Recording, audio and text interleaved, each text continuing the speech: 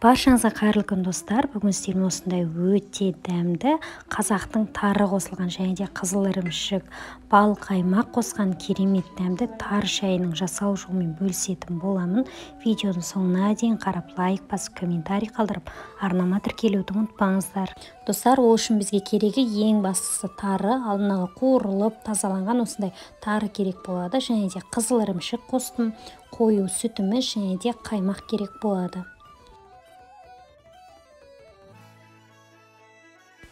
Сонымен осылай жаңағы шайымызды демдейтін шайнегімізге ең бірінші кезекте сүтімізді құямыз.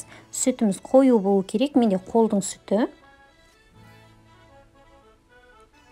Неге достар, сүтімді құйып дайындап алдым. Енді осының үстіне жаңағы тарыны салып, осылай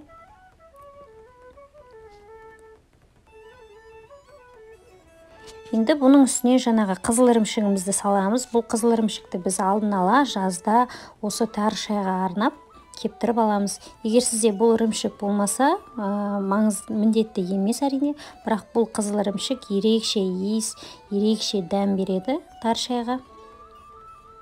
Достар, енді осының үстінен қызыл шайымызды құйып, қою күрең етіп, керемет қып шайымызды демдейміз.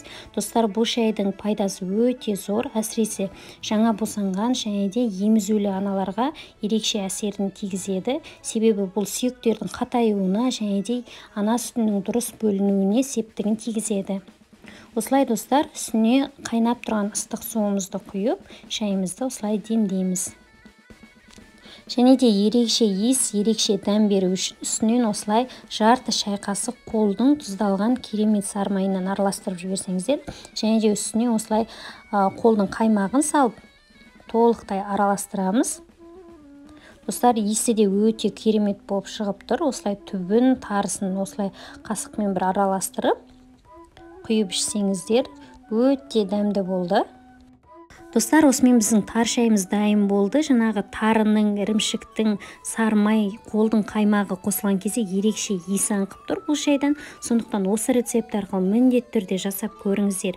Егер сізге рецепт ұнаған болса, видеоның соңына дейін қараған болсаңыз, лайк басып, комментарий қалдырып, арнама тіркеліп кетуді ұмытпаңыз.